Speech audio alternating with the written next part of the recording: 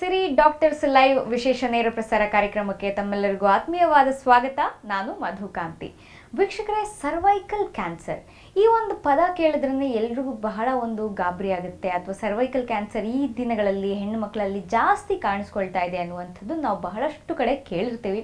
ಹಾಗಾದರೆ ಈ cervical cancer ಅಂದರೆ ಏನು, ಇದು ಯಾವ ಒಂದು ಏಜ್ ಗ್ರೂಪ್ನಲ್ಲಿ ಬರುತ್ತೆ, ಯಾವ ವಯಸ್ಸಿನವ್ರಿಗೆ ಬರುತ್ತೆ, ಯಾವ ಕಾರಣಕ್ಕೆ ಬರುತ್ತೆ, ಜೊತೆಗೆ ಅದರ ಸಿಂಪ್ಟಮ್ಸ್ ಯಾವ ರೀತಿಯಾಗಿರುತ್ತೆ, ಅಥವಾ ಇದಕ್ಕೆ ಸರ್ವೈಕಲ್ ಕ್ಯಾನ್ಸರ್ ಬರೋಕ್ಕೂ ಮುಂಚೆ ನಮ್ಗೆ ಏನಾದರೂ ಗೊತ್ತಾಗುತ್ತಾ, ಈ ರೀತಿಯಾದ ಹಲವಾರು ಪ್ರಶ್ನೆಗಳು ಹಲವಾರು ಹೆಣ್ಣು ಮಕ್ಕಳ ಮನಸ್ಸಿನಲ್ಲಿ ಇರುತ್ತೆ. ಜೊತೆಗೆ ಇದಕ್ಕೆ ಬಗ್ಗೆ ನಾವು ತಿಳ್ಕೊಳ್ಳೋದು ಕೂಡ ಬಹಳ ಮುಖ್ಯವಾಗುತ್ತೆ, ಯಾಕಂದರೆ ಅದನ್ನು ತಡೆಗಟ್ಟೋದು ಕೂಡ ಅಷ್ಟೇ ಮುಖ್ಯವಾಗುತ್ತೆ. ಇದಕ್ಕೆ ವ್ಯಾಕ್ಸಿನೇಷನ್ಸ್ ಅನ್ನುವಂಥದ್ದು ಇದೆಯಾ, ಜೊತೆಗೆ HPV ವ್ಯಾಕ್ಸಿನ್ ಹಾಗಂದರೆ ಏನು, ಈ ಎಲ್ಲದರ ಬಗ್ಗೆ ಇವತ್ತು ನಮ್ಮ ಸಿರಿ ಡಾಕ್ಟರ್ಸ್ ಲೈವ್ನಲ್ಲಿ ತಿಳಿಸ್ಕೊಡೋದಕ್ಕೆ ನಮ್ಮ ಜೊತೆಗೆ ಅಪೋಲೋ ಹಾಸ್ಪಿಟಲ್ ಶೇಷಾದ್ರಿಪುರ ಮಲ್ಲೇಶ್ವರಂ ಇಲ್ಲಿನ consultant medical oncologist doctor Shobha L madam ನಮ್ಮ ಜೊತೆ ಇದ್ದಾರೆ. ಮೊದಲಿಗೆ ಅವ್ರನ್ನ ಕಾರ್ಯಕ್ರಮಕ್ಕೆ ಸ್ವಾಗತ ಮಾಡ್ಕೊಳ್ಳೋಣ. ನಮಸ್ತೆ ಮ್ಯಾಮ್, ಕಾರ್ಯಕ್ರಮಕ್ಕೆ ಪ್ರೀತಿಯ ಸ್ವಾಗತ. ನಮಸ್ಕಾರ. ಹಾಗೆ ವೀಕ್ಷಕರೇ, ಇವತ್ತು ಸರ್ವೈಕಲ್ ಕ್ಯಾನ್ಸರ್ ಬಗ್ಗೆ ಸಾಕಷ್ಟು ಮಾಹಿತಿನ ನಮಗೆ ಮೇಡಮ್ ತಿಳಿಸ್ಕೊಡ್ತಾರೆ. ನೀವು ಕೂಡ ಕರೆ ಮಾಡ್ಬೋದು, ಮೇಡಮ್ ಹತ್ರ ಮಾತಾಡ್ಬೋದು. ಸರ್ವೈಕಲ್ ಕ್ಯಾನ್ಸರ್ ಅನ್ನುವಂಥದ್ದು, ಸರ್ವೈಕಲ್ ಕ್ಯಾನ್ಸರ್ ತುಂಬ ಕೇಳ್ತಾ ಇದೀವಿ. ಜೊತೆಗೆ ಹೆಣ್ಣು ಮಕ್ಕಳು ಈ ಸರ್ವೈಕಲ್ ಕ್ಯಾನ್ಸರ್ಗೆ ತುಂಬ ತುತ್ತಾಗ್ತಾರೆ ಅನ್ನುವಂಥದ್ದು ಈಗಿನ ದಿನಗಳಲ್ಲಿ ಬಹಳಷ್ಟು ಕೇಳ್ತಾ ಇದ್ದೀವಿ. ಸೊ ಸರ್ವೈಕಲ್ ಕ್ಯಾನ್ಸರ್ ಅಂದರೆ ಏನು ಮ್ಯಾಮ್, ನಮ್ಗೊಂಚೂರು ಮಾಹಿತಿ ತಿಳಿಸ್ಕೊಡಿ. ಸರ್ವೈಕಲ್ ಕ್ಯಾನ್ಸರ್ ಅಂತಂದರೆ ಅದು ಯೂಟ್ರಸ್ನ ಫಸ್ಟ್ ಸರ್ವಿಕ್ಸ್ ಅಂತಂದರೆ ಗರ್ಭಕೋಶದ ಕತ್ತು ಅಂತ ಹೇಳ್ತೀರಿ, the lower part of the uterus, ಅದಕ್ಕೆ ಸರ್ವಿಕ್ಸ್ ಅಂತ ಹೇಳ್ತೀರಿ. ಆ ಜಾಗದಲ್ಲಿ any cancerous growth, like usually other types of growth ಬರುತ್ತೆ, but it is a cancerous growth, ಅದಕ್ಕೆ CA ಸರ್ವಿಕ್ಸ್, ಕಾರ್ಸಿನೋಮಾ ಸರ್ವಿಕ್ಸ್ ಅಂತ ಹೇಳ್ತೀರಿ ಸರ್ವೈಕಲ್ ಕ್ಯಾನ್ಸರ್. ಓಕೆ, ಹಾಗಾದರೆ ಈ ಸರ್ವೈಕಲ್ ಕ್ಯಾನ್ಸರ್ ಇದೆ ಅನ್ನುವಂಥದ್ದು ನಮಗೆ ಬೇಗ ಗೊತ್ತಾಗುತ್ತಾ, ಅಥವಾ ಯಾವ ರೀತಿಯಾಗಿ ಗೊತ್ತಾಗುತ್ತೆ? ಅದು usually depends on the stage. ನಾರ್ಮಲಾಗಿ ಎಲ್ಲ ಕಡೆ ಕ್ಯಾನ್ಸರ್ಗಳಲ್ಲೂ first stage, second stage, third stage, fourth stage ಅಂತ ಹೇಳ್ತೀರಿ. ಅದೇ ಥರ ಸರ್ವೈಕಲ್ ಕ್ಯಾನ್ಸರಲ್ಲೂ 4 ಥರ ಸ್ಟೇಜಸ್ ಇದೆ. ಅರ್ಲಿ ಸ್ಟೇಜ್ ಅಂದರೆ ಸ್ಟೇಜ್ 1ಅಲ್ಲಿ you may not get any symptoms, ಏನೂ ಸಿಂಪ್ಟಮ್ಸ್ ಯಾವುದೇ ಲಕ್ಷಣಗಳು ಕೂಡ ಇರದೇ ಇರ್ಬೋದು. ಬಟ್ ಯೂಶಲಿ ಈ ಕ್ಯಾನ್ಸರ್ನ ಲಕ್ಷಣಗಳು ಏನು ಅಂತಂದರೆ, ಒಂದು ಬ್ಲೀಡಿಂಗ್ ಆಗುತ್ತೆ. ಅಂದರೆ ಬ್ಲೀಡಿಂಗ್ ಹೇಗೆ ಅಂತಂದರೆ ಇನ್ ಬಿಟ್ವೀನ್ ಪೀರಿಯಡ್ಸ್ ಬ್ಲೀಡಿಂಗ್ ಆಗೋದು, ಸ್ಪಾಟಿಂಗ್ ಆಗೋದು, ಮತ್ತು ಆಫ್ಟರ್ ಸೆಕ್ಸ್ ಬ್ಲೀಡಿಂಗ್ ಆಗೋದು, ಮತ್ತು ವೆಜೈನಲ್ ಡಿಸ್ಚಾರ್ಜ್ ಅಂತ ಹೇಳ್ತೀರಿ. Sometimes it is like a foul smelling, watery discharge ಅಂದರೆ ನೀರು ಥರ ಡಿಸ್ಚಾರ್ಜ್ ಆಗೋದು. ಇದು ಈ ಕಾಯಿಲೆಯ ಸಾಮಾನ್ಯ ಲಕ್ಷಣಗಳು. ಬಟ್ ಅರ್ಲಿ ಸ್ಟೇಜಲ್ಲಿ ಈ ಲಕ್ಷಣಗಳು ಇಲ್ಲೇ ಕೂಡ ಇರ್ಬೋದು. ಸೊ ಅಂದರೆ ಅದಕ್ಕೆ ಆ ರೀಸನ್ಗೋಸ್ಕರನೇ ನಾವು ಸ್ಕ್ರೀನಿಂಗ್ ಟೆಸ್ಟ್ನ ಸಜೆಸ್ಟ್ ಮಾಡೋದು, so that even in the early stage 1ಅಲ್ಲಿ ಕೂಡ ನಾವು ಡಿಟೆಕ್ಟ್ ಮಾಡ್ಬೋದು ಅನ್ನೋ ಇದಕ್ಕೋಸ್ಕರನೇ, ಇಂಟೆನ್ಷನ್ಗೋಸ್ಕರನೇ ಸ್ಕ್ರೀನಿಂಗ್ ಟೆಸ್ಟ್ನ ಸಜೆಸ್ಟ್ ಮಾಡೋದು. ಓಕೆ ಮ್ಯಾಮ್, ಸ್ಕ್ರೀನಿಂಗ್ ಬಗ್ಗೆ ಮಾತಾಡೋಣ. ಬಟ್ ಅದಕ್ಕೂ ಮುಂಚೆ ಯಾವೆಲ್ಲ ಕಾರಣಗಳಿಗೆ ಸರ್ವೈಕಲ್ ಕ್ಯಾನ್ಸರ್ ಬರುತ್ತೆ ಅಂತ? Usually most of the cancers, almost 80 to 90% of the cervical cancer it is cause by the HPV infection ಅಂತ ಹೇಳ್ತೀರಿ. ಅದು ಹ್ಯೂಮನ್ ಪ್ಯಾಪಿಲೋಮಾ ವೈರಸ್ ಅಂತ. HPV ಅಂತಂದರೆ viral infection, it is the most common cause. ಅದು 80 to 90%, even more than that also. And other risk factors ಅಂತ ಅಂದರೆ ಒಂದು smoking, multiple sex partners, immunity ಕಡಿಮೆ ಇರೋರಿಗೆ ಬರುತ್ತೆ, ಮತ್ತು those who start there sexual life early, these are the other risk factors. But the most and the most important risk factor is HPV infection. Ma'am, ಈಗ HPV infection ಅನ್ನುವಂಥದ್ದು sexually active ಇರೋರ್ಗೂ ಬರುತ್ತಾ, ಅಥವಾ active ಇಲ್ಲದೆ ಇರೋರಿಗೆ ಬರುವಂಥ chances? Usually it is a sexually transmitted disease ಅದು. Okay, ಹಾಗಾದರೆ ಈಗ ಈ ರೀತಿ ಇನ್ಫೆಕ್ಷನ್ ಆಗಿದೆ ಅಂತ ಹೇಗೆ ಗೊತ್ತಾಗುತ್ತೆ? ಯಾವ ಟೆಸ್ಟ್ ಮಾಡಿಸ್ಬೇಕು, ಅಥವಾ ಯಾವ ಒಂದು ಸ್ಕ್ರೀನಿಂಗ್ ಮಾಡಿಸ್ಬೇಕಾಗುತ್ತೆ? ಅದರಲ್ಲಿ ಈಗ ಯೂಶಲಿ ಸರ್ವೈಕಲ್ ಕ್ಯಾನ್ಸರ್ಗೆ 2 ಥರ ಸ್ಕ್ರೀನಿಂಗ್ ಟೆಸ್ಟ್ ಇದೆ. ಒಂದು ಪಾಪ್ಸ್ಮಿಯರ್ ಅಂತ ಹೇಳ್ತೀರಿ, ಇನ್ನೊಂದು HPV ಟೆಸ್ಟಿಂಗ್ ಅಂತ ಹೇಳ್ತೀರಿ, ಸರಿನಾ?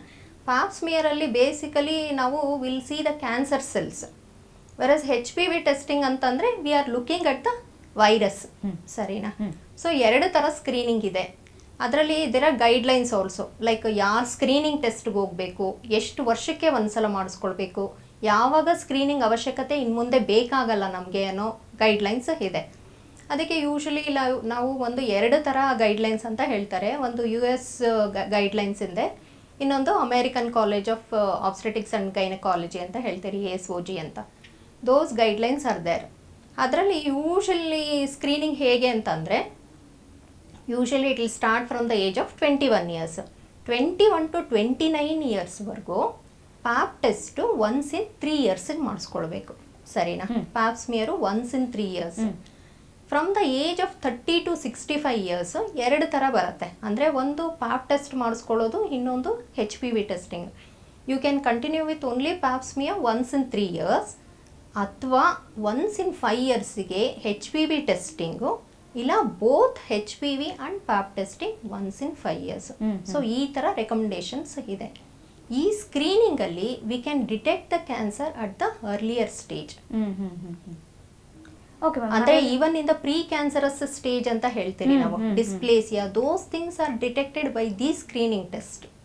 ಓಕೆ, ಹಾಗಾದ್ರೆ ಈ ಸ್ಕ್ರೀನಿಂಗ್ ಟೆಸ್ಟ್ಗಳಲ್ಲಿ ಸ್ಕ್ರೀನ್ ಟೆಸ್ಟ್ ಯಾರೆಲ್ಲ ಯಾವಾಗೆಲ್ಲ ಮಾಡಿಸ್ಕೋಬೇಕು ಅಂತ ಹೇಳಿದ್ರಿ, ಯಾರೆಲ್ಲ ಮಾಡಿಸ್ಕೊಳ್ಬೋದು?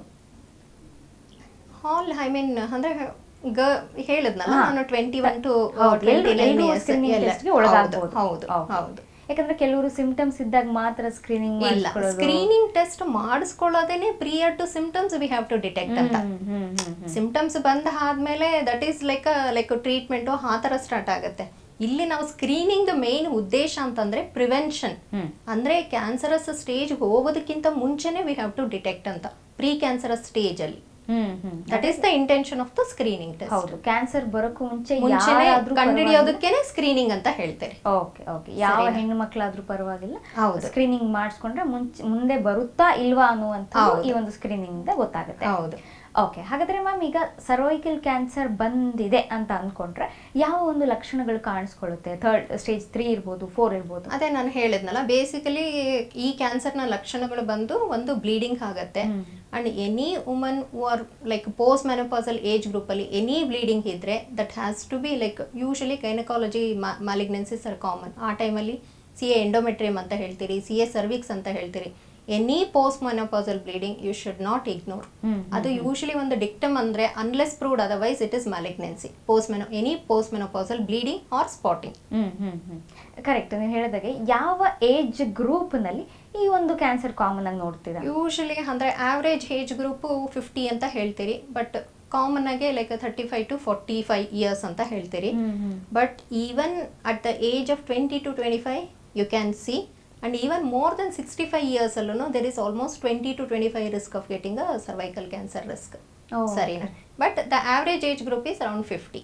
Okay, 50 ನಂತರ ಈ ಒಂದು around 50, not after 50, around 50 years. Average age around 40 to 50 years ಅಂತ ಹೇಳ್ತಾರೆ. ಓಕೆ, ಹಾಗಾದ್ರೆ ಮ್ಯಾಮ್ ಪೋಸ್ಟ್ ಮೆನೋಪಾಸಲ್ ಬ್ಲೀಡಿಂಗ್ ಅಂತ ಹೇಳ್ತಿದ್ರಿ. ಇವಾಗ ತುಂಬಾ ಜನ ಹೆಣ್ಮಕ್ಳು ಅಂದ್ರೆ ಯಾರಿಗೆಲ್ಲ ಮೆನೋಪಾಸ್ ಆಗಿರುತ್ತೆ ಅದಾದ ನಂತರ ಸುಮ್ಮನಾಗ್ಬಿಡ್ತಾರೆ. ಅಕಸ್ಮಾತ್ ಬ್ಲೀಡಿಂಗ್ ಆದ್ರೂ ಕೂಡ ಅದು ಇಗ್ನೋರ್ ಮಾಡೋ ಆ ತರ ಸಿಂಪ್ಟಮ್ ಅಲ್ಲ. It is a quite serious thing actually. ಆ ಟೈಮಲ್ಲಿ ಅವರು ಅವ್ರ ಗೈನಕಾಲಜಿಸ್ಟ್ ನ ಕನ್ಸಲ್ಟ್ ಮಾಡಬೇಕು. They have to get the scanning done and they have to get the pap smear to see any abnormalities there. ಅಲ್ಲಿಂದ ಫರ್ದರ್ ಆಗಿ biopsy ಆ ಥರ ಟೆಸ್ಟ್ಗಳೆಲ್ಲ ಬೇಕಾಗುತ್ತೆ ಡಯಾಗ್ನೋಸ್ ಮಾಡಲಿಕ್ಕೆ. Madam, first of all cancer ಅಂದ್ರೇನೆ ಭಯ ಎಲ್ರಿಗೂ, ಅದು ಆಬ್ವಿಯಸ್ಲಿ. ಸೊ ಕ್ಯಾನ್ಸರ್ ಬಂದ ತಕ್ಷಣನೇ ಎಲ್ಲರೂ ಕೂಡ ಒಂದು ರೀತಿ ಕುಗ್ಗೋಗ್ಬಿಡ್ತಾರೆ. ಈ ರೀತಿಯಾಗಿ ಇರೋದ್ರಿಂದ ಮಾನಸಿಕವಾಗಿ ಅವ್ರು ಯಾವ ರೀತಿಯಾಗಿ ರೆಡಿ ಆಗಿರ್ಬೇಕಾಗುತ್ತೆ ಕ್ಯಾನ್ಸರ್ ಅಕಸ್ಮಾತ್ ಕಾಣಿಸ್ಕೊಂಡ್ರೆ? ಎಲ್ಲಾ ಕ್ಯಾನ್ಸರ್ಗೂ ಭಯ ಬೀಳ್ಬೇಕು ಅನ್ನೋ ಅವಶ್ಯಕತೆ ಇಲ್ಲ, ಸರಿನಾ? ಅಂದ್ರೆ ಅದ್ರಲ್ಲೂ ನಾನು ಮುಂಚೆನೆ ಹೇಳಿದ್ದೀನಿ ನಿಮ್ಗೆ 4 ಸ್ಟೇಜಸ್ ಇರುತ್ತೆ. ಅದರಿಂದನೇ ಸ್ಕ್ರೀನಿಂಗು ಅದಕ್ಕೆಲ್ಲ ಇಂಪಾರ್ಟೆನ್ಸ್ ಕೊಡ್ತಾ ಇರೋದು, so that we should detect at a earlier stage ಅಂತ ಹೇಳ್ಬಿಟ್ಟು, ಸರಿನಾ? ಅಂದ್ರೆ ಅರ್ಲಿ ಸ್ಟೇಜ್ ಆಗಿ ನಾವು ಡಿಟೆಕ್ಟ್ ಮಾಡಿದ್ರೆ ಒಳ್ಳೆ ಸರ್ವೈವಲ್ ರೇಟ್ಸ್ ಇದೆ, ಸರಿನಾ? And even in those who are getting the advanced stage disease, ಅಂದ್ರೆ ಈವನ್ ಸ್ಟೇಜ್ 4 ಬಂತು ಅಂದ್ರೂ ಇಲ್ಲಪ್ಪ ನಮ್ದು ಲೈಫ್ ಆಗೋಗ್ಬಿಡ್ತು ಅನ್ನೋ ಥರ ಭಯ ಬೀಳೋ ಥರ ಇಲ್ಲ. ಈಗೆಲ್ಲ ತುಂಬ ಅಡ್ವಾನ್ಸ್ಡ್ ಟ್ರೀಟ್ಮೆಂಟ್ಸ್ ಇದೆ, ಇಮ್ಯುನೋಥೆರಪಿ ಇದೆ, ಟಾರ್ಗೆಟೆಡ್ ಟ್ರೀಟ್ಮೆಂಟ್ಸ್ ಇದೆ. ಸೊ ಈವನ್ 4ನೇ ಸ್ಟೇಜ್ಗೆ ಬಂದಿರೋರು ಕೂಡ ಬೇಡ ನನಗೆ 4ನೇ ಸ್ಟೇಜ್ ಬಂದ್ಬಿಡ್ತು, ನಾನು ಟ್ರೀಟ್ಮೆಂಟ್ ಏನು ತಗೊಳ್ಳಲ್ಲ, ನನ್ನ ಲೈಫ್ ಆಯಿತು ಆ ಥರ ಡಿಸಿಷನ್ಸ್ಗೆ ಬರಬಾರ್ದು, ಸರಿನಾ? ಅಲ್ಲೂ ಕೂಡ ತುಂಬ ಎಷ್ಟು very good so many lines of treatment ಅಂತ ಹೇಳ್ತೀರಿ. ಅಂದರೆ first line, second line, third line, ಆ ಥರ ತುಂಬ ಟ್ರೀಟ್ಮೆಂಟ್ ಆಪ್ಷನ್ಸ್ ಇದೆ. ಮತ್ತು ಅಡ್ವಾನ್ಸ್ಡ್ ಟ್ರೀಟ್ಮೆಂಟ್ ಆಪ್ಷನ್ಸ್ ಇದೆ, ಇಮ್ಯುನೋಥೆರಪಿ ಇದೆ, ಟಾರ್ಗೆಟೆಡ್ ಥೆರಪಿ ಇದೆ. So with all these newer advances, even in the advance stage disease patients ಕೂಡ they are surviving for many years. So cancer ಅಂದ್ರೇ ಭಯ ಬೀಳೋ ಥರ ಅವಶ್ಯಕತೆ ಇಲ್ಲ. ಓಕೆ ಮ್ಯಾಮ್ ಹಾಗಾದ್ರೆ ಈಗ ವ್ಯಾಕ್ಸಿನೇಷನ್ಸ್ ಬಗ್ಗೆ ತಿಳಿಸ್ಕೊಡ್ತಾ ಇದ್ರಿ. ಕ್ಯಾನ್ಸರ್ ಭಯ ಒಂದ್ ಕಡೆ ಆದ್ರೆ ಕ್ಯಾನ್ಸರ್ ಬರ್ತೇ ಇರೋ ಹಾಗೆ ನೋಡ್ಕೊಳ್ಬೇಕು, ಬಹಳ ಮುಖ್ಯವಾಗುತ್ತೆ. ಸೊ ಯಾವೆಲ್ಲ ವ್ಯಾಕ್ಸಿನೇಷನ್ ಇದೆ ಈ ಒಂದು ಸರ್ವೈಕಲ್ ಕ್ಯಾನ್ಸರ್ಗೆ? ಸರ್ವೈಕಲ್ ಕ್ಯಾನ್ಸರ್ಗೆ ಮೇಯ್ನ್ ಆಗಿ ನಾನು ಮುಂಚೆನೆ ಹೇಳಿದೆ, ಇದು 90% ಆಫ್ ದ ಪೇಷಂಟ್ಸ್ಗೆ ರಿಸ್ಕ್ ಫ್ಯಾಕ್ಟರ್ ಬಂದು ಹ್ಯೂಮನೋಪಾಪುಲೋವೈರಸ್ ಇನ್ಫೆಕ್ಷನ್ ಅಂತ, ಅಂದರೆ HPV infection, that is the most common risk factor ಅಂತ ಹೇಳ್ತೀರಿ. ಸೊ ಅದಕ್ಕೆ ಈಗ ವ್ಯಾಕ್ಸಿನೇಷನ್ ಬಂದಿದೆ, HPV ವ್ಯಾಕ್ಸಿನೇಷನ್ ಅಂತ ಹೇಳ್ತೀರಿ. ಅದರಲ್ಲಿ so many varieties are there. ಒಂದು ಬೈವ್ಯಾಲೆಂಟ್ ಅಂತ ಇದೆ, ಒಂದು ಕ್ವಾಡ್ರಿವ್ಯಾಲೆಂಟ್ ಅಂತ ಇದೆ, ಇನ್ನೊಂದು ನಾನೋವ್ಯಾಲೆಂಟ್ ಅಂತ. Prior to that, I'll just brief little bit about the HPV virus ಅಂತ ಹೇಳ್ತೀರಿ, ಸರಿನಾ? ಈ HPV ವೈರಸ್ ಒಂದು, it is not just a single virus. ಅದರಲ್ಲಿ so many variants are there. HPV ಅಂದಿದ ತಕ್ಷಣ ಎಲ್ಲರಿಗೂ ಅದು ಕ್ಯಾನ್ಸರ್ ಕಾಸ್ ಮಾಡುತ್ತೆ ಅನ್ನೋ ಥರ ವೇರಿಯಂಟ್ಸ್ ಇಲ್ಲ. ಅದರಲ್ಲಿ almost it is one group of viruses ಅಂತ ಹೇಳ್ತೀರಿ. ಅದರಲ್ಲಿ like 150 to 200 variants are there. ಅದರಲ್ಲಿ ಅಗೇನ್ ವಿ ಕ್ಯಾಟಗರೈಸ್ HPV ವೈರಸ್ನ ಒಂದು low risk category, low risk variants ಅಂತ ಹೇಳ್ತೀರಿ, ಅದು ಹೈ ರಿಸ್ಕ್ ವೇರಿಯಂಟ್ಸ್. ಈ ಲೋ ರಿಸ್ಕ್ ವೇರಿಯಂಟ್ಸಲ್ಲಿ ಜಸ್ಟ್ ವಾಟ್ಸ್ ಅಂತ ಕಾಸ್ ಮಾಡುತ್ತೆ ಅಷ್ಟೇ, like very rarely cancer, otherwise it is usually present as a warts ಅಂತ ಹೇಳ್ತೀರಿ. ಈ ಹೈ ರಿಸ್ಕಲ್ಲಿ ಬಂದ್ಬಿಟ್ಟು these are the one which causes cancers. ಅದರಲ್ಲಿ most common strains which causes like almost 70 to 80% of the cancer ಬಂದ್ಬಿಟ್ಟು HPV 16 and 18 ಅಂತ ಹೇಳ್ತೀರಿ variants, ಸರಿನಾ? These are the ones which causes, and other variants are also there like 31, 33, 52, like that. So many variants are there, but these are the one which causes this thing. Low risk alli bandu, as I told, 6 and 11 are low risk variants.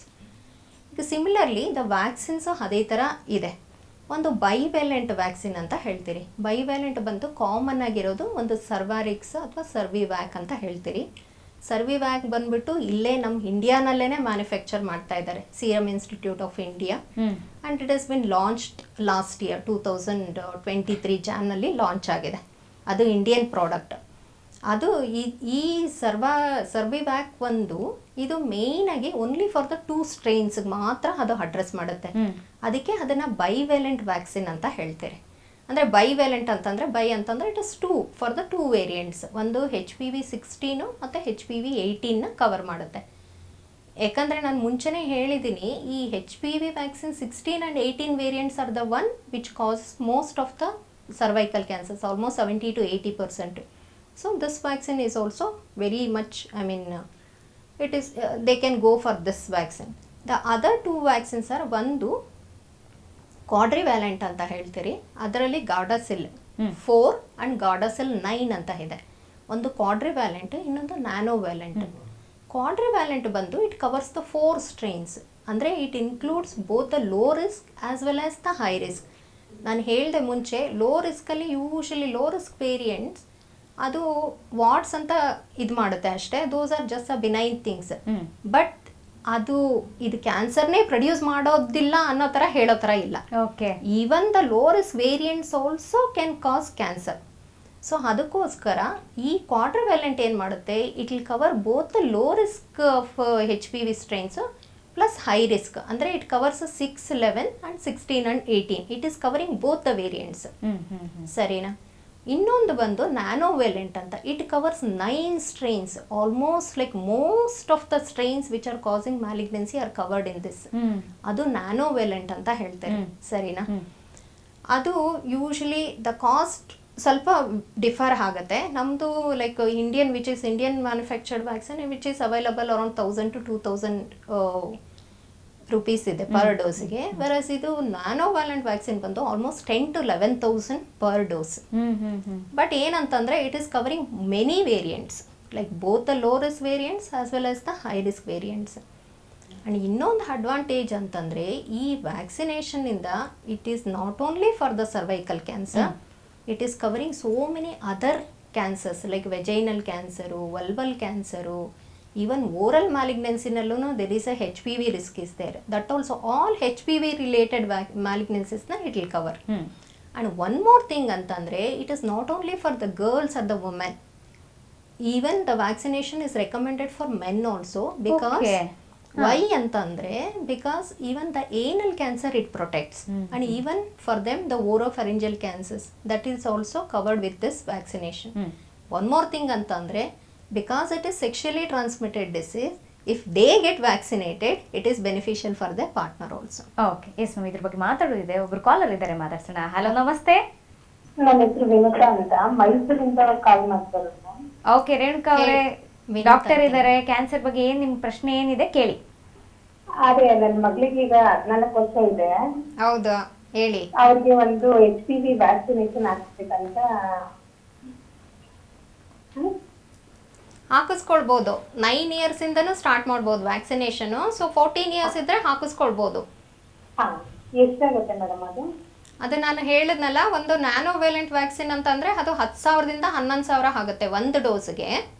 ಹಾ, ಇನ್ನೊಂದು ಸರ್ವಾರಿಕ್ಸ್ ಅಥವಾ ಸರ್ವೆವ್ಯಾಕ್ ಬಂದು around 2,000 ಆ ಥರ ಆಗುತ್ತೆ ಒಂದು ಡೋಸ್ಗೆ.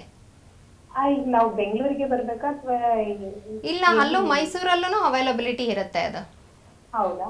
ಹೌದೌದು. ಅಲ್ಲ, ನಿಮ್ಗೆ ಕಾಂಟ್ಯಾಕ್ಟ್ ಮಾಡಿ ಅವ್ರು ಹಾಕೊಡ್ತಾರ? ಈಗ ನಾವು ನಿಮಗೆ ಫೋನ್ ಮಾಡಿದೀವಿ. ನೀವು ಆ ಥರ ಏನಾದರೂ ಡೌಟ್ ಇದ್ರೆ ಇಲ್ಲಿ ಕಾಲ್ ಮಾಡಿದ್ರೆ ನಾನು ಅವ್ರಿಗೆ ಗೈಡ್ ಮಾಡ್ತೀನಿ. ಹೌದಾ? ಹಾ. ಸರಿ ಮೇಡಮ್, ನೀವು ನಮಗೆ ಅಡ್ರೆಸ್ ಕಳಿಸ್ಕೊಡಿ, ನಾವು ಹಾಕಿಸ್ಕೊಡ್ತೀವಿ.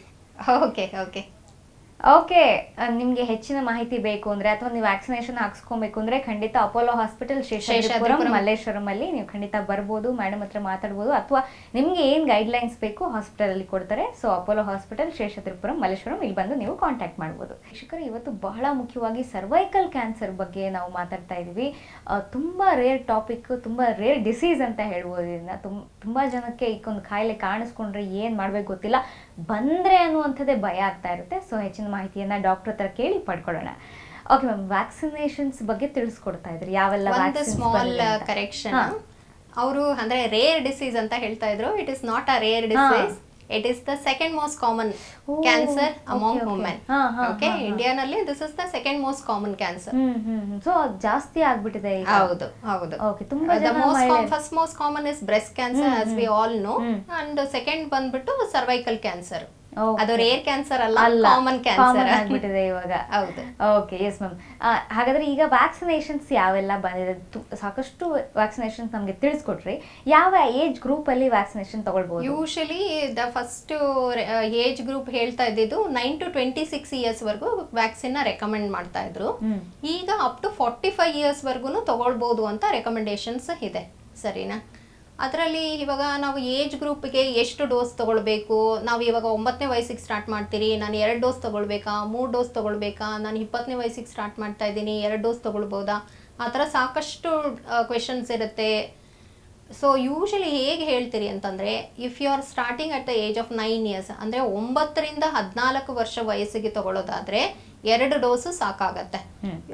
ಯಾವ ಗ್ಯಾಪಲ್ಲಿ ತೊಗೊಳ್ಬೇಕು? ಈಗ 1 ಡೋಸ್ ತೊಗೊಂಡ್ಬಿಟ್ಟು 1 ತಿಂಗಳಲ್ಲೇ ತೊಗೊಳ್ಬೇಕಾ, 2ನೇ ಡೋಸು 15 ದಿನಕ್ಕೆ ತೊಗೊಳ್ಬೇಕಾ, ಹೇಗೆ ಅಂತಂದರೆ ಯೂಶಲಿ 6 to 12 months ಗ್ಯಾಪ್ ಅಂತ ಹೇಳ್ತೀರಿ between the first and the second dose. ಮೊದಲನೇ ಲಸಿಕೆಗೆ ಮತ್ತು 2ನೇ ಲಸಿಕೆಗೆ ಯೂಶಲಿ 6ರಿಂದ 12 ತಿಂಗಳು ಗ್ಯಾಪ್ ಕೊಡಬೇಕು. ಅದು 9ರಿಂದ 14 ವಯಸ್ಸೊಳಗೆ ಹಾಕಿಸ್ಕೊಂಡ್ರೆ, ಇಲ್ಲ 15ರಿಂದ 45 ವರ್ಷದ ವಯಸ್ಸಿಗೆ ಹಾಕೊಂಡ್ರೆ 3 ಡೋಸು ಬೇಕಾಗತ್ತೆ. ಅದರಲ್ಲಿ ಹೇಗೆ ಅಂತಂದರೆ, ಫಸ್ಟು ಮತ್ತು 2ನೇ ಡೋಸಿಗೆ 1 to 2 months ಗ್ಯಾಪ್ ಬೇಕಾಗತ್ತೆ, ಮತ್ತು ಸೆಕೆಂಡು ಮತ್ತು ಥರ್ಡ್ ಡೋಸಿಗೆ ಯೂಶಲಿ 6 months ಗ್ಯಾಪ್ ಕೊಡ್ತೀರಿ. ಸೊ ಈ ಥರ ಇಟ್ ಡಿಪೆಂಡ್ಸ್, ಲೈಕ್ ಯಾವ ಏಜಲ್ಲಿ ನೀವು ಸ್ಟಾರ್ಟ್ ಮಾಡ್ತೀರೋ ಅದರಲ್ಲಿ ಇಲ್ಲ 2 ಡೋಸ್ ಬರುತ್ತೆ, ಇಲ್ಲ 3 ಡೋಸ್ ಬರುತ್ತೆ ಇಂಜೆಕ್ಷನ್ಸ್. ಓಕೆ ಮ್ಯಾಮ್, ಈಗ ತುಂಬಾ ಜನಕ್ಕಿರೋ ಪ್ರಶ್ನೆ, ಇದು ವ್ಯಾಕ್ಸಿನೇಷನ್ಸ್ ಸೇಫಾ ಅಂತ? ಹೌದು, ತುಂಬ ಕ್ಲಿನಿಕಲ್ ಟ್ರಯಲ್ಸ್ ಎಲ್ಲ ಅಂದರೆ ನಮ್ಮ ಇಂಡಿಯನ್ ಸಿನಾರಿಯೋನಲ್ಲಿ ಈವನ್ ವ್ಯಾಕ್ಸಿನ್ ಬಂದು ತುಂಬ ವರ್ಷ ಆಗಿದೆ. ಹಾಗಾಗಿ 2008 ವ್ಯಾಕ್ಸಿನ್ ಬಂದಿದೆ. ಬಟ್ ಇವಾಗೂ the people coming for the vaccination it is very very rare. ಏನು ಗೊತ್ತಾ ಅಂದರೆ, ನಾವು ಇದು ವ್ಯಾಕ್ಸಿನ್ ಹಾಕಿಸ್ಕೊಂಡ್ರೆ ನಮ್ಗೆ ಏನಾಗುತ್ತೆ, ಇದ್ರದ್ದು ಸೈಡ್ ಎಫೆಕ್ಟ್ಸ್ ಏನು, ಆ ಥರ ತುಂಬ ಭಯಗಳಿದೆ. ಆ ಥರ ಭಯ ಬೀಳೋ ಅವಶ್ಯಕತೆ ಇಲ್ಲ. It is a very safe vaccine. ನಾವು ಬೇರೆ ಮಕ್ಕಳಿಗೆಲ್ಲ ಯಾವ ಬೇರೆ ಥರ ಲಸಿಕೆಗಳನ್ನ ಹಾಕಿಸ್ತಿರೋ ಅದೇ ಥರ ಸ್ಮಾಲರ್ ಇದು ಇರುತ್ತೆ ಅಷ್ಟೇ. ಏನೋ ಅಂದರೆ ಇಂಜೆಕ್ಷನ್ ಸೈಟಲ್ಲಿ ಒಂದು ಇದು ಬರೋದು, ರೆಡ್ನೆಸ್ ಬರೋದು, ಅಥವಾ ಒಂದು ಮೈಲ್ಡ್ ಸ್ವೆಲ್ಲಿಂಗ್ ಬರೋದು, ಅಥವಾ ಒಂದು ಲೋ ಗ್ರೇಡ್ ಫೀವರ್. ಅಂದರೆ ಬೇರೆ ನಾವು ವ್ಯಾಕ್ಸಿನೇಷನ್ಗೆ ಮಕ್ಕಳಿಗೆಲ್ಲ ಚಿಕ್ಕ ವಯಸ್ಸಲ್ಲಿ ವ್ಯಾಕ್ಸಿನೇಷನ್ಗೆ ಹಾಕಿಸಿದಾಗ ಒನ್ ಡೇ ಅವತ್ತು ಫೀವರ್ ಬರೋದು, ಆ ಥರ ಹೇಗೆ ಕಾಮನ್ ಇರುತ್ತೋ ಅದೇ ಥರನೇ ಈ ಇದರಲ್ಲೂ ಕೂಡ ನೋಡ್ತೀರಿ ಅಷ್ಟೇ. ಭಯ ಬೀಳೋ ರಿಸ್ಕ್ ಏನೂ ಇರಲ್ಲ. Okay. And one more thing ಅಂತಂದರೆ, ಕೆಲವರಿಗೆ ಡೌಟ್ ಇರುತ್ತೆ, ನಾನು ಪ್ರೆಗ್ನೆಂಟ್ ಇದ್ದೀನಿ, ನಾನು ಇಂಜೆಕ್ಷನ್ ಹಾಕಿಸ್ಕೊಳ್ಬೋದಾ ಅಂತ. ಯೂಶಲಿ ಈ ಇಂಜೆಕ್ಷನ್ನು ಪ್ರೆಗ್ನೆನ್ಸಿನಲ್ಲಿ ಇರುವಾಗ ಸಜೆಸ್ಟ್ ಮಾಡಲ್ಲ. ವೆದರ್ ಲ್ಯಾಕ್ಟೇಟಿಂಗ್ ಮದರ್ಸ್ ಅಂದರೆ ಬ್ರೆಸ್ಟ್ ಫೀಡ್ ಮಾಡ್ತಾ ಇರೋ ಮದರ್ಸ್ ಅವ್ರು ತೊಗೊಳ್ಬೋದಾ ಅಂತಂದರೆ ಅಲ್ಲಿ there is no contraindication. Lactating mothers ತೊಗೊಳ್ಬೋದು, ಪ್ರೆಗ್ನೆನ್ಸಿನಲ್ಲಿ ಮಾತ್ರ ತೊಗೊಳಂಗಿಲ್ಲ. ಅಥವಾ ಏನಾದರೂ ಒಂದು ಇಂಜೆಕ್ಷನ್ ಹಾಕಿಸ್ಕೊಂಡಾಗ ಅವ್ರಿಗೆ ಯಾವುದೇ ಥರದ್ವಾದ ಒಂದು allergic reaction, serious allergic reaction ಆ ಥರ ಎಲ್ಲ ಇದ್ದಾಗ ನಾವು ಯೂಶಲಿ ಫರ್ದರ್ ಇದನ್ನು ರೆಕಮೆಂಡ್ ಮಾಡೋದಿಲ್ಲ.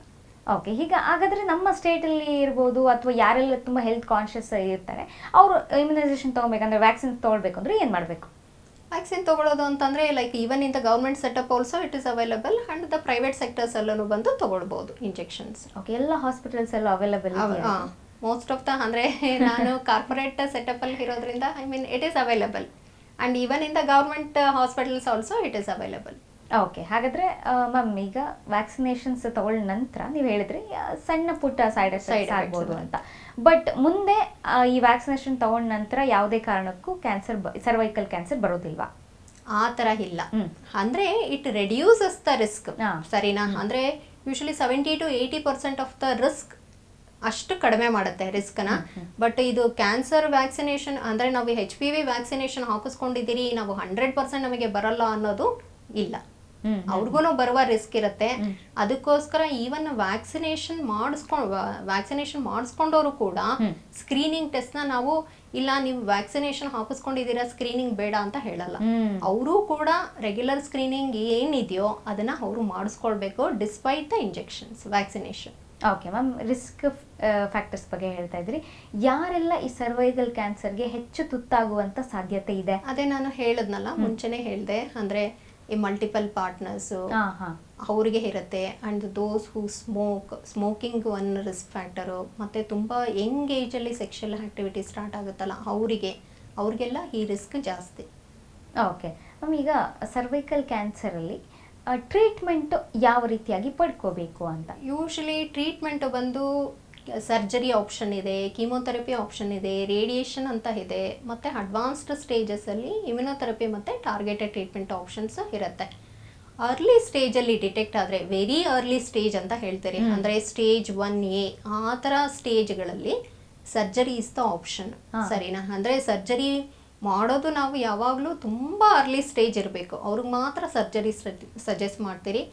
ಬೇರೆ ಅದರ್ ದ್ಯಾನ್ ದಟ್ ಅಂದರೆ ಸ್ಟೇಜ್ 2, ಸ್ಟೇಜ್ 3 ಮತ್ತು 1B ಅಂತ ಹೇಳ್ತೀರಿ. ಸ್ಟೇಜ್ 1ನಲ್ಲಿ 1A 1B ಅಂತ ಬರುತ್ತೆ, 1B ಆ ಥರ ಇರುವಾಗ ಯೂಶಲಿ ಲೈಕ್ ಕೀಮೋಥೆರಪಿ ಮತ್ತು ರೇಡಿಯೋಥೆರಪಿ ಜೊತೆಗೆ ಕೊಡುವ ಇದು ಬರುತ್ತೆ. ಸರಿನಾ? ಸ್ಟೇಜ್ 4 ಬಂತು ಅಂತಂದರೆ ಯೂಶಲಿ ಅಲ್ಲಿ ಕ್ಯೂರ್ ಅಂತ ಹೇಳಲ್ಲ ನಾವು ಅದನ್ನು, ಅಂದರೆ ಕಂಟ್ರೋಲ್, ಅಲ್ಲಿ ನಾವು ಕಂಟ್ರೋಲ್ ಮಾಡೋದಿರುತ್ತೆ. ಅಂದರೆ ಸ್ಟೇಜ್ 4 ಅಂತಂದರೆ ಅದು ಬೇರೆ ಬಾಡಿಯ ಬೇರೆ ಆರ್ಗನ್ಗಳಿಗೆ ಸ್ಪ್ರೆಡ್ ಆಗಿರುತ್ತೆ, ಆವಾಗ ನಾವು ಸ್ಟೇಜ್ 4 ಅಂತ ಹೇಳ್ತೀರಿ. ಆ ಟೈಮಲ್ಲಿ ಅಲಾಂಗ್ ವಿತ್ ದ ಕೀಮೋಥೆರಪಿ ಬೇರೆ ಆಪ್ಷನ್ಸ್ ಇರುತ್ತೆ. ಅಂದರೆ ಇಮ್ಯುನೋಥೆರಪಿ ಆಪ್ಷನ್ಸ್ ಇರುತ್ತೆ, ಟಾರ್ಗೆಟೆಡ್ ಥೆರಪಿ ಆಪ್ಷನ್ಸ್ ಇರುತ್ತೆ. ಈ ಥರ ಅಂದರೆ treatment it is not like one fits all ಅನ್ನೋ ಥರ ಅಲ್ಲ, ಅದು ಆ ಸ್ಟೇಜ್ಗೆ ತಕ್ಕಂತೆ ಕೊಡೋ ಟ್ರೀಟ್ಮೆಂಟ್. ಫಸ್ಟ್ ನಾವು ಅಂದರೆ ಫಸ್ಟ್ ಕ್ಯಾನ್ಸರ್ ಡಯಾಗ್ನೋಸ್ ಆದಾಗ ಅದು ಯಾವ ಸ್ಟೇಜಲ್ಲಿ ಇದೆ ಅನ್ನೋದಕ್ಕೆ ನಾವು ಇಮೇಜಿಂಗ್ ಟೆಸ್ಟ್ಗಳು ಮಾಡಿಸ್ಬೇಕಾಗತ್ತೆ, ಸ್ಕ್ಯಾನ್ಗಳು ಬೇಕಾಗತ್ತೆ. ಅದರಲ್ಲಿ ನೋಡಿಕೊಂಡು ಅಲ್ಲೇ ಸರ್ವಿಕ್ಸಲ್ಲೇ ಇದೆಯಾ ಅಥವಾ ಅದ್ರ ಸುತ್ತಮುತ್ತ ಇದೆಯಾ ಅಥವಾ ಅಲ್ಲಿಂದ ಬಿಟ್ಟು ಬೇರೆ ಆರ್ಗನ್ಗೆ ಏನಾದರೂ ಸ್ಪ್ರೆಡ್ ಆಗಿದೆಯಾ ಅದ್ರ ಮೇಲೆ ನಾವು ಸ್ಟೇಜ್ನ ಡಿಸೈಡ್ ಮಾಡ್ತೀರಿ. And based on the stage we have to categorise the treatment.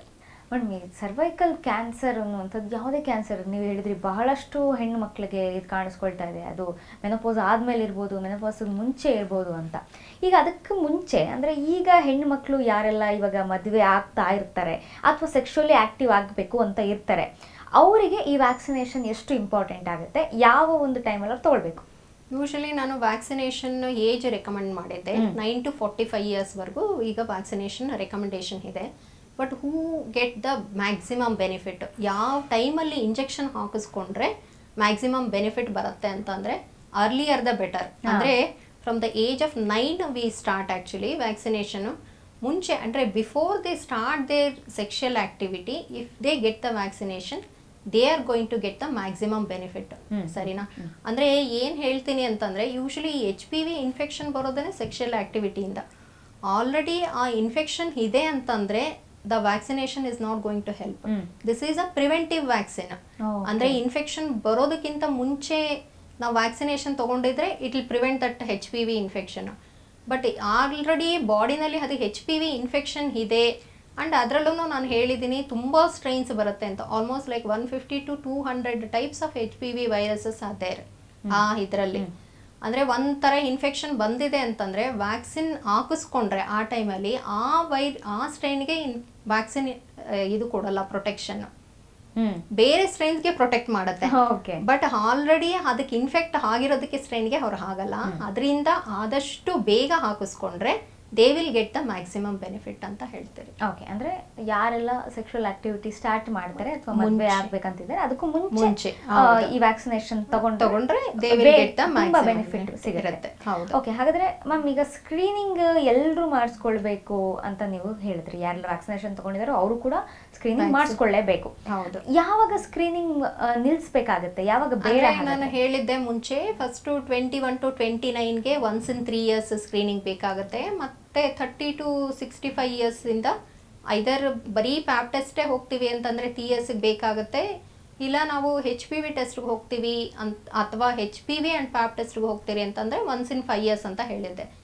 Usually ಈ ಥರ ಟೆಸ್ಟ್ ಮಾಡಿಸ್ಕೊಳ್ಳುವಾಗ after 65 years more than 3 times ಅವ್ರಿಗೆ ನೆಗೆಟಿವ್ ಟೆಸ್ಟ್ ಬಂದಿದ್ರೆ, ಅಂದರೆ ಪ್ಯಾಪ್ ಟೆಸ್ಟು ಇವಾಗ ಪ್ರತಿ 3 ವರ್ಷಕ್ಕೊಂದ್ಸಲ ಮಾಡಿಸ್ಕೊಳ್ತಾ ಇದ್ದೀರಿ, ಇನ್ ದ ಪಾಸ್ಟ್ 10 yearsಲ್ಲಿ ನಿಮ್ಮದು 3 ಟೆಸ್ಟೂ ನೆಗೆಟಿವ್ ಇದೆ, ಅಥವಾ HPV testing once in 5 years ಆ ಥರದ್ದು 2 ಟೆಸ್ಟ್, ಅಂದರೆ ಅದೂ ಕೂಡ ಇನ್ ದ ಪಾಸ್ಟ್ 10 ವರ್ಷದಲ್ಲಿ 10 ವರ್ಷದ ಕೆಳಗಡೆ ಐದರ್ 3 ಪ್ಯಾಪ್ ಟೆಸ್ಟು ಅಥವಾ 2 HPV ಟೆಸ್ಟ್ಗಳು ನೆಗೆಟಿವ್ ಅಂತ ಬಂತು ಅಂತಂದರೆ ಆವಾಗ ನಾವು ಈ ಟೆಸ್ಟನ್ನು ಸ್ಟಾಪ್ ಮಾಡ್ಬೋದು after the age of 65 years. Okay ma'am, ಈಗ ಕ್ಯಾನ್ಸರ್ಗೆ ಲೈಫ್ ಸ್ಟೈಲ್ ಆಗಲಿ ನಾವು ತಿನ್ನುವ ಆಹಾರ ಆಗಲಿ ಕಾರಣ ಆಗುತ್ತಾ? ಆಗೋದಾದರೆ ಯಾವ ಥರ? ಅಂದರೆ ಬೇರೆ ಕ್ಯಾನ್ಸರ್ಗೆ ಫುಡ್ ರಿಸ್ಕ್ ಫ್ಯಾಕ್ಟರ್ಸ್ ಇದೆ, ಬಟ್ ಸರ್ವೈಕಲ್ ಕ್ಯಾನ್ಸರ್ಗೆ ಮೇಯ್ನ್ ಬಂದು ಈ infection, HPV infection. Other risk factor ಮುಂಚೆ ಹೇಳ್ದಂಗೆ ಸ್ಮೋಕಿಂಗು, ಮಲ್ಟಿಪಲ್ ಪಾರ್ಟ್ನರ್ಸು, ಮತ್ತು ಅವ್ರದ್ದು ಇಮ್ಯುನಿಟಿ ಕಡಿಮೆ ಇದ್ದರೆ, ಅರ್ಲಿ ಏಜಲ್ಲಿ ಅವ್ರದ್ದು ಸೆಕ್ಷುವಲ್ ಆ್ಯಕ್ಟಿವಿಟಿ ಸ್ಟಾರ್ಟ್ ಮಾಡಿದ್ರೆ, these are the risk factors. ಸೊ ಇದರಲ್ಲಿ ನಾವು ಮಾಡಿಫಿಕೇಷನ್ನ ಮಾಡ್ಕೊಳ್ಬೇಕು. ಅಂದರೆ ಬಿಲ್ಡಿಂಗ್ ಅಪ್ ದ ಇಮ್ಯುನಿಟಿ, ಸ್ಮೋಕಿಂಗ್ನ ಕ್ವಿಟ್ ಮಾಡೋದು, ಮತ್ತು ವ್ಯಾಕ್ಸಿನೇಷನ್ ಹಾಕಿಸ್ಕೊಳ್ಳೋದು, ರೆಗ್ಯುಲರ್ ಸ್ಕ್ರೀನಿಂಗ್ ಮಾಡಿಸ್ಕೊಳ್ಳೋದು, these are the measures we need to take to prevent this cancer from coming.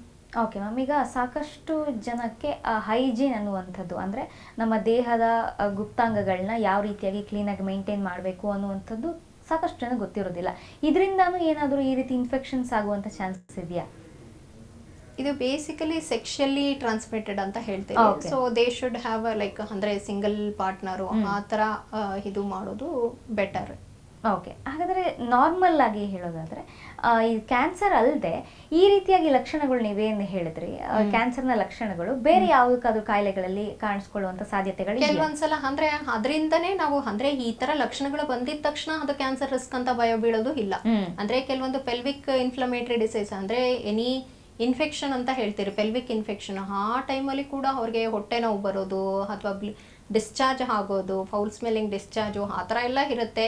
So ಈ ಥರ ಸಿಂಪ್ಟಮ್ಸ್ ಬಂದಿದ ತಕ್ಷಣ ನನಗೆ ಕ್ಯಾನ್ಸರ್ ಬಂದಿದೆ ಅಂತ ಭಯ ಬೀಳೋ ಅವಶ್ಯಕತೆ ಇಲ್ಲ. ಅದಕ್ಕೆ ತುಂಬ ಟೆಸ್ಟ್, ನಾವು ಬರೀ ಸಿಂಪ್ಟಮ್ ಮೇಲೇ ಡಯಾಗ್ನೋಸ್ ಮಾಡಲ್ಲ ಕ್ಯಾನ್ಸರ್ ಅಂತ. ಸ್ಕ್ಯಾನಿಂಗ್ ಮಾಡ್ತೀರಿ, ಅದಕ್ಕೆ ಬಯಾಪ್ಸಿ ಅಂತ ಮಾಡ್ತೀರಿ, that is the confirmatory test. ಅದರಲ್ಲೆಲ್ಲ ಆದಮೇಲೆ ಅಲ್ಲಿ ಕನ್ಫರ್ಮ್ ಆದರೆ then we call it as a cancer, just not with the symptoms. Okay ma'am, ಪುರುಷರಲ್ಲಿ ಕೂಡ ಈ ವ್ಯಾಕ್ಸಿನೇಷನ್ ಹಾಕಿಸ್ಕೊಳ್ಬೋದು ಅಂತ ತಿಳಿಸ್ಕೊಡ್ತಾ ಇದ್ರಿ, ಇದು ಯಾಕೆ ಅಂತ? ಅದು ನಾನು ಮುಂಚೆ ಹೇಳಿದ್ದೆ, ಅಂದರೆ ಈ ವ್ಯಾಕ್ಸಿನ್ ಬಂದು ಇದು ಬರೀ ಸರ್ವೈಕಲ್ ಕ್ಯಾನ್ಸರ್ ಪ್ರೊಟೆಕ್ಷನ್ಗೆ ಅಲ್ಲ, ಬೇರೆ ಕ್ಯಾನ್ಸರ್ಗೂ ಪ್ರೊಟೆಕ್ಷನ್ ಕೊಡುತ್ತೆ ಇದು. ಇನ್ನು ಮೇಲ್ಸಲ್ಲಿ ಪೀನೈಲ್ ಕ್ಯಾನ್ಸರ್ಗೆ ಪ್ರೊಟೆಕ್ಷನ್ನು, ಮತ್ತು ನಾನು ಮುಂಚೆನೇ ಹೇಳಿದೆ they can give the protection to their partners also. And ಇನ್ನೊಂದು ಓರೋಫೆರೆಂಜಿಯಲ್ ಕ್ಯಾನ್ಸರ್ ಅಂತ ಹೇಳ್ತೀರಿ, ಅಂದರೆ ಹೆಡ್ ಆ್ಯಂಡ್ ನೆಕ್ಕು, ಬಾಯಿ ಕ್ಯಾನ್ಸರ್ಗಳು, ಆ ಥರ ಕ್ಯಾನ್ಸರಲ್ಲೂ ಈ ಒಂದು HPV infection it is a risk factor. So males ತಗೊಂಡ್ರೆ they get a benefit for these cancers. Okay, ಹಾಗಾದರೆ ಈಗ ಮ್ಯಾಮ್ HPV ವ್ಯಾಕ್ಸಿನೇಷನ್ ತಗೊಂಡ್ರೆ ಬೇರೆ ಯಾವುದಾದ್ರೂ STDs ಅಂದರೆ ಸೆಕ್ಷುವಲಿ ಟ್ರಾನ್ಸ್ಮಿಟೆಡ್ ಡಿಸೀಸ್ಗಳು ಬರುತ್ತಾ ಅಥವಾ ಬರಲ್ವಾ? ಇಲ್ಲ, ಇದು ಮೇನ್ಲಿ ಫಾರ್ ದ HPV ಅಲ್ವಾ. It is little not protect about other viruses ಅಲ್ವಾ. It is specifically directed to HPV. But HPV ಒಂದು ಇದು ಬರೀ ಸರ್ವೈಕಲ್ ಕ್ಯಾನ್ಸರ್ಗೆ ಅಷ್ಟೇ ಪ್ರೊಟೆಕ್ಷನ್ ಅಲ್ಲ, ಬೇರೆ ಕ್ಯಾನ್ಸರ್ಗೆ ಪ್ರೊಟೆಕ್ಷನ್ ಇದೆ. ಬಟ್ ನಾವು HPV ವ್ಯಾಕ್ಸಿನ್ ತೊಗೊಂಡ್ಬಿಟ್ಟು ಬೇರೆ ನಮಗೆ ವೈರಸ್ಗೆ ಪ್ರೊಟೆಕ್ಷನ್ ಇದೆಯಾ ಅಂತಂದರೆ ಇಲ್ಲ. Correct ma'am. ತುಂಬಾ ಜನಕ್ಕೆ ಒಂದು ನಾಚಿಕೆ ಮುಜುಗರ ಇದು ಸಿಂಪ್ಟಮ್ಸ್ ಬಂದ್ರೆ ಹೇಳ್ಕೊಳ್ಳೋಕು ನಾಚಿಕೆ. It is not only for the symptoms, even ಅಂದ್ರೆ ಸ್ಕ್ರೀನಿಂಗ್ Screening ಮಾಡಿಸ್ಕೊಳ್ಬೇಕು ಬರೋದಕ್ಕೂ, ಅಂತಂದ್ರೆ ಹೌದು. ಅಂದ್ರೆ ಪಾಪ್ ಸ್ಮಿಯರ್ ಮಾಡಿಸ್ಕೊಳ್ಬೇಕು ಅದೆಲ್ಲಾನು they feel it is like some ಅಂದ್ರೆ ದೇ ಇನ್ಹಿಬಿಟ್ ಒಂದು ಹೆಸಿಟೆನ್ಸ್ ಇರುತ್ತೆ. ಆ ಥರ ಎಲ್ಲ ಅವಶ್ಯಕತೆ ಇಲ್ಲ. Actually it is not a painful procedure, it's a very simple procedure. It will get over in 5-10 minutes ಅಷ್ಟೇ. ಸೊ ಬೆಟರ್ ಅಂದರೆ ಸ್ಕ್ರೀನಿಂಗ್ ಮಾಡಿಸ್ಕೊಳ್ಳಿ, go for a vaccination so that you can prevent it from getting the this thing. Yes ma'am. ಯಾಕಂದ್ರೆ ಅದನ್ನ ಹೇಳಲಿಕ್ಕೆ ಇಷ್ಟಪಡ್ತೀನಿ. Yes ma'am. ಇನ್ನು ಯಾರೆಲ್ಲ sexually active ಇರಲ್ಲ ಅಥವಾ ತುಂಬ ಈಗಷ್ಟೇ ವ್ಯಾಕ್ಸಿನ್ ಮಾಡ್ಕೋಬೇಕು ಅಂತಿರ್ತಾರೆ ಅಥವಾ ಸ್ಕ್ರೀನಿಂಗ್ ಬರಬೇಕು ಅಂತಿರ್ತಾರೆ, ತುಂಬ ಜನಕ್ಕೆ ಅದೊಂದು ಹೆಸಿಟೇಷನ್ ಇರುತ್ತೆ, ಮುಜುಗರ ಇರುತ್ತೆ, ಅಥವಾ ಏನು ಅನ್ಕೋತಾರೋ ಅನ್ನೋದಿರುತ್ತೆ. ಸೊ ಆ ರೀತಿ ಅದ್ರ ಪೇಷಂಟ್ಸ್ ನೀವು ನೋಡಿದ್ದೀರಾ? ಅವ್ರಿಗೆ ಯಾವ ರೀತಿ ಟ್ರೀಟ್ ಮಾಡಬೇಕು? ಅವ್ರಿಗೆ ನಾವು ಸ್ಕ್ರೀನಿಂಗ್ ಮಾಡಬೇಕಾಗುತ್ತೆ. ಅಂದ್ರೆ it needs little bit of counselling. ಅಂದ್ರೆ ಯಾರು ಹೇಳಿದ ತಕ್ಷಣ ನೀವು ಪಾಪ್ ಸ್ಮಿಯರ್ ಮಾಡಿಸ್ಕೊಳ್ಳಿ, HPV ಟೆಸ್ಟಿಂಗ್ ಮಾಡಿಸ್ಕೊಳ್ಳಿ ಅಂತಂದ್ರೆ ಯಾರು ಒಪ್ಕೊಳ್ಳಲ್ಲ. ಸ್ವಲ್ಪ ವಿ ನೀಡ್ ಟು ಸ್ಪೆಂಡ್ ಒಂದು ಸ್ವಲ್ಪ ಟೈಮ್ ತಗೊಳ್ಬೇಕು, ಅವರಿಗೆ ಕನ್ವಿನ್ಸ್ ಮಾಡಬೇಕು. ಅಂದ್ರೆ ಕ್ಯಾನ್ಸರ್ ಬರೋದಕ್ಕಿಂತ ತಡೆಗಟ್ಟೋದಕ್ಕಿಂತ ಇದು ಬೇರೆ ಯಾವುದೂ ಇಲ್ಲ. ಗೊತ್ತಿದೆ ಎಲ್ಲರಿಗೂ ಕ್ಯಾನ್ಸರ್ ಅಂತಂದ್ರೆ ಎಷ್ಟು ಕಷ್ಟ ಇರುತ್ತೆ, ಅದ್ರ ಟ್ರೀಟ್ಮೆಂಟ್ ಎಷ್ಟು ಕಷ್ಟ ಇರುತ್ತೆ, the cost and burden on the family ಎಲ್ಲಾನು ಜಾಸ್ತಿ ಇರುತ್ತೆ. ಸೊ ಈ ಥರ ಒಂದು ಸಿಂಪಲ್ ಮೆಷರ್ಸಿಂದ you can prevent, which is one of the second most, ನಾನು ಮುಂಚೆನೇ ಹೇಳಿದ್ದೀನಿ, it is the second most common cancer even in India and even in Karnataka it is the second most common cancer after breast.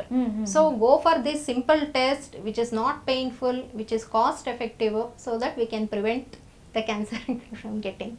Okay ma'am. ಈಗ common ಆಗಿ ಹೆಣ್ಣು ಮಕ್ಕಳಿಗೆ ಇರುವಂಥ ಒಂದು problem ಏನಂದರೆ ಮೆನ್ಸ್ಟ್ರುವಲ್ ಪ್ರಾಬ್ಲಮ್ಸ್ ಇದ್ದೇ ಇರುತ್ತೆ, ಒಂದಲ್ಲ ಒಂದು ಇದ್ದೇ ಇರುತ್ತೆ.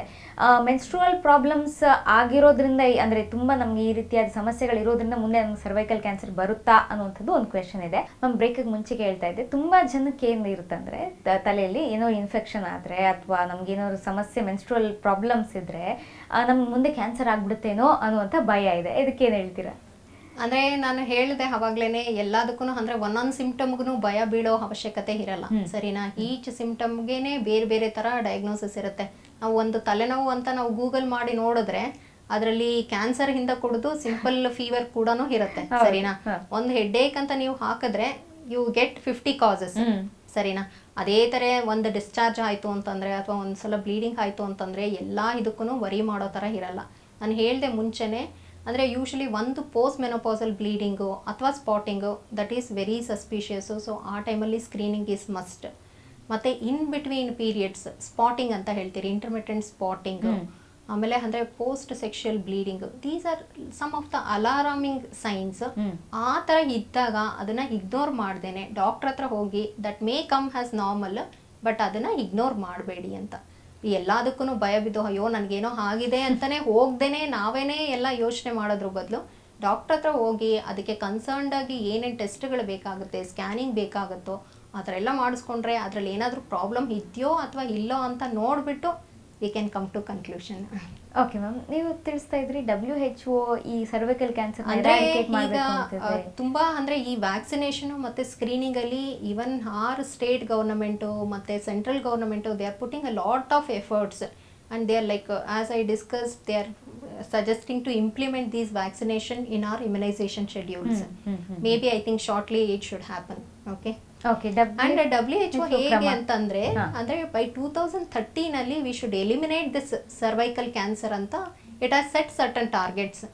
ಅಂದ್ರೆ ಆ ಟಾರ್ಗೆಟ್ಸ್ ಅಲ್ಲಿ ಏನ್ ಹೇಳ್ತಾರೆ ಅಂತಂದ್ರೆ by the age of 15 years ಅಲ್ಲಿ 90% of the ಇದು ಅಂದ್ರೆ ಇದು it is for girls and boys. ನಾನು ಹೇಳಿದೆ ಮುಂಚೆನೆ ಅವ್ರಿಗೆ ವ್ಯಾಕ್ಸಿನೇಷನ್ ಆಗಿರಬೇಕು. ಮತ್ತೆ 90% of the people who are having cervical problem they should be receiving the treatment. ಮತ್ತೆ 70% of the people they should go for the screening test.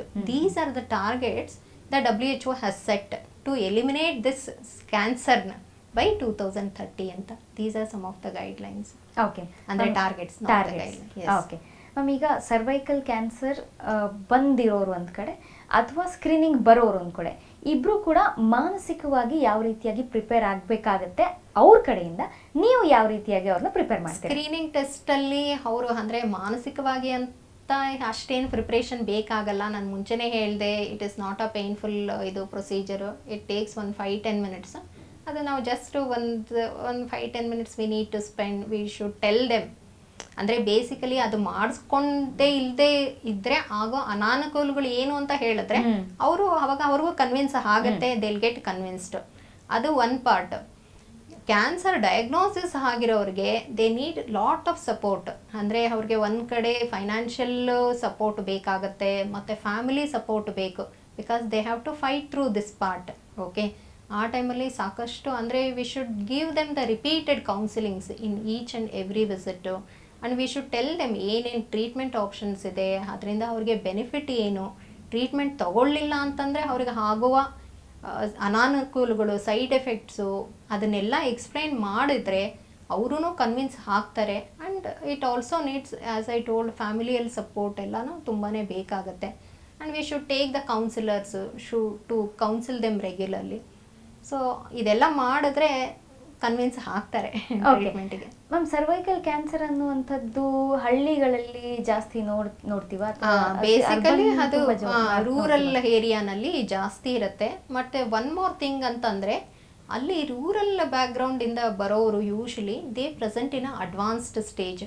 ಅಂದ್ರೆ ಎಷ್ಟೊಂದು ಜನ ಏನೋ ಬ್ಲೀಡಿಂಗ್ ಆಗತ್ತೆ, ಏನೋ ಡಿಸ್ಚಾರ್ಜ್ ಆಗ್ತಾ ಇದೆ ಅಂತೇಳಿ ಹೇಳ್ಬಿಟ್ಟು ಅವರು ಅದಕ್ಕೆ ಇಂಪಾರ್ಟೆನ್ಸ್ನ ಕೊಡಲ್ಲ.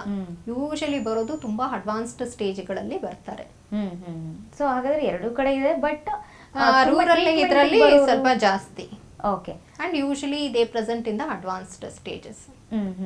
ಈಗ ಮ್ಯಾಮ್, ಬೇರೆ ಇನ್ಫೆಕ್ಷನ್ಸ್ ಇದ್ದಾಗ್ಲೂ ಕೂಡ ಸರ್ವೈಕಲ್ ಕ್ಯಾನ್ಸರ್ ಬರುವಂತ ಚಾನ್ಸಸ್ ಇದೆಯಾ? ಅಂದ್ರೆ ಬೇರೆ STD ಅಂದ್ರೆ ಅದು ರಿಸ್ಕ್ ಇರುತ್ತೆ. ಹೌದು, ಇಟ್ ಈಸ್, ನಾನು ಹೇಳಿದ್ನಲ್ಲ, ಎಲ್ಲಾನು HPV related cervical cancer mostly like around 90%, but non HPV dependent cancers ಇದೆ. So other STDs, other sexually transmitted diseases, ಅವ್ರಿಗೆ ಬೇರೆ ವೈರಸ್ಗಳಿಂದನೂ ಕ್ಯಾನ್ಸರ್ ರಿಸ್ಕ್ ಇರುತ್ತೆ. ಓಕೆ ಮ್ಯಾಮ್, ಕೊನೆಯದಾಗಿ ಬಟ್ ವ್ಯಾಕ್ಸಿನೇಷನ್ ಬಂದು main, because this is the major risk factor. Vaccination ಇರೋದು ಇವಾಗ HPVಗೆ ಮಾತ್ರ. ಓಕೆ ಮ್ಯಾಮ್, ಈಗ ಕೊನೆಯದಾಗಿ ಸರ್ವೈಕಲ್ ಕ್ಯಾನ್ಸರ್ ಬಗ್ಗೆ ನಮ್ಮ ವೀಕ್ಷಕರಿಗೆ ಏನು ಒಂದು ಟಿಪ್ ಕೊಡೋಕೆ ಇಷ್ಟಪಡ್ತೀರಾ? ನಾನು ಹೇಳಿದೆ, ಮುಂಚೆಯಿಂದನೇ ಹೇಳ್ತಾ ಇದ್ದೀನಿ, ಸರ್ವೈಕಲ್ ಕ್ಯಾನ್ಸರು ಅದು ಎರಡನೇ ಅಂದರೆ ಸೆಕೆಂಡ್ ಮೋಸ್ಟ್ ಕಾಮನ್ ಕ್ಯಾನ್ಸರು ಇಂಡಿಯಾನಲ್ಲಿ. ಆ್ಯಂಡ್ ನಮ್ಮ ಸ್ಟೇಟಲ್ಲಿ ತೊಗೊಂಡ್ರು ಇಲ್ಲೂ ಕೂಡ ಇದು ಸೆಕೆಂಡ್ ಮೋಸ್ಟ್ ಕಾಮನ್ ಕ್ಯಾನ್ಸರು. ಏನಂತಂದರೆ ಇದಕ್ಕೆ ಪ್ರಿವೆಂಟಿವ್ ಮೆಷರ್ಸ್ ಇದೆ, ಸ್ಕ್ರೀನಿಂಗ್ ಇದೆ, ವ್ಯಾಕ್ಸಿನೇಷನ್ ಇದೆ. ಇದನ್ನೆಲ್ಲ ನಾವು ಯಾವಾಗ ನಾವು ಹೀಗೆ ಯಾವ ಥರ ಗೈಡ್ಲೈನ್ಸ್ ಇದೆಯೋ ಆ ಥರ ಮಾಡಿಸ್ಕೊಳ್ಳೋದ್ರಿಂದ ಇಟ್ ಇಸ್ ನಾಟ್ ಲೈಕ್ ಅಂದರೆ ಅಯ್ಯೋ ವರ್ಷಕ್ಕೊಂದ್ಸಲ ಮಾಡಿಸ್ಕೊಳ್ಬೇಕು ಆ ಥರ ಇಲ್ಲ. ಇದು ಒನ್ಸ್ ಇನ್ 3 years ಇದೆ, ಮತ್ತು ಆಫ್ಟರ್ 30 years ಆದಮೇಲೆ ಈವನ್ ಒನ್ಸ್ ಇನ್ 5 years ಮಾಡಿಸ್ಕೊಂಡ್ರೂ ನಡೆಯುತ್ತೆ. ಸೊ ಈ ಥರ ಇಷ್ಟು ಫೀಸಿಬಲ್ ಇರುವಾಗ better go for the screening test ಮತ್ತು ಈ ವ್ಯಾಕ್ಸಿನೇಷನ್ ಮಾಡಿಸ್ಕೊಳ್ರಿ. ಇದರಿಂದ ನಾವು ಕ್ಯಾನ್ಸರ್ ಬರುವುದನ್ನು ನಾವು ಮುಂಚೆನೇ ತಡೆಗಟ್ಬೋದು. ಓಕೆ. ಮತ್ತೆ ಕ್ಯಾನ್ಸರ್ ಬಂತು ಅಂದರೆ that is one part. Other part, cancer ಬಂತು ಅಂತ ಭಯ ಬಿಡಬೇಡಿ. ಕ್ಯಾನ್ಸರ್ ಬಂದ್ರೂ ಅದರಲ್ಲಿ ಸ್ಟೇಜಿಗೆ ತಕ್ಕಂತೆ ಟ್ರೀಟ್ಮೆಂಟ್ ಇದೆ. ಈವನ್ 4ನೇ ಸ್ಟೇಜಲ್ಲಿ ಬಂದ್ರೂ ಕೂಡ ಅದರಲ್ಲೂ ತುಂಬ ಆಪ್ಷನ್ಸ್ ಇದೆ. ಇಮ್ಯುನೋಥೆರಪಿ ಇದೆ, ಟಾರ್ಗೆಟೆಡ್ ಥೆರಪಿ ಇದೆ. ಅದರಿಂದ ಅವರು ತುಂಬ ವರ್ಷ ಬದುಕ್ಬೋದು. ಸೊ ಕ್ಯಾನ್ಸರ್ ಬಂತು ಅಂತ ಮನೆಯಲ್ಲಿ ಕೂತ್ಕೊಳ್ಳೋದು, ಅಯ್ಯೋ ಆಯಿತು ನಮ್ಮ ಲೈಫು ಅಂತ ಆ ಥರ ಡಿಸಿಷನ್ಗಳಿಗೆ ಬರಬೇಡಿ. This is my request. Yes ma'am, ನಿಜ. ಇವತ್ತಿನ ಕಾರ್ಯಕ್ರಮದಲ್ಲಿ ಸರ್ವೈಕಲ್ ಕ್ಯಾನ್ಸರ್ ಅಂದ್ರೆ ಬಹಳಷ್ಟು ಭಯಾನಕವಾದಂಥ ಒಂದು ಕಾಯಿಲೆ ಅಂತ ಹೇಳ್ಬೋದು. ಆದರೆ ಅದಕ್ಕೂ ಕೂಡ ಯಾವ ರೀತಿಯಾಗಿ ವ್ಯಾಕ್ಸಿನೇಷನ್ಸ್ ಇರುತ್ತೆ, ನೀವು ಯಾವ ರೀತಿಯಾಗಿ ಅರ್ಥ ಮಾಡ್ಕೋಬೇಕು, ಜೊತೆಗೆ ಯಾವ ರೀತಿಯಾಗಿ ಟ್ರೀಟ್ಮೆಂಟ್ ತೊಗೊಳ್ಬೇಕು ಭಯ ಪಡದೆ ಅನ್ನುವಂಥ ಮಾಹಿತಿಯನ್ನು ತಿಳಿಸ್ಕೊಟ್ರಿ. ಇವತ್ತಿನ ಕಾರ್ಯಕ್ರಮಕ್ಕೆ ಬಂದಿದ್ದಕ್ಕೆ ಧನ್ಯವಾದ ಮ್ಯಾಮ್. Thank you. ಓಕೆ ವೀಕ್ಷಕರೇ, ನೋಡಿದ್ರಲ್ಲ ಇವತ್ತಿನ ಸಿರಿ ಡಾಕ್ಟರ್ಸ್ ಲೈವ್ನಲ್ಲಿ ಸರ್ವೈಕಲ್ ಕ್ಯಾನ್ಸರ್ ಬಗ್ಗೆ ಸಾಕಷ್ಟು ಮಾಹಿತಿನ ಮೇಡಮ್ ತಿಳಿಸ್ಕೊಟ್ರು. ಇನ್ನು ಮುಂದಿನ ಸಿರಿ ಡಾಕ್ಟರ್ಸ್ ಲೈವಲ್ಲಿ ನಾನು ನಿಮ್ಮನ್ನ ಭೇಟಿ ಆಗ್ತೀನಿ. ಅಲ್ಲಿವರೆಗೂ ಟೇಕ್ ಕೇರ್. ನಮಸ್ಕಾರ.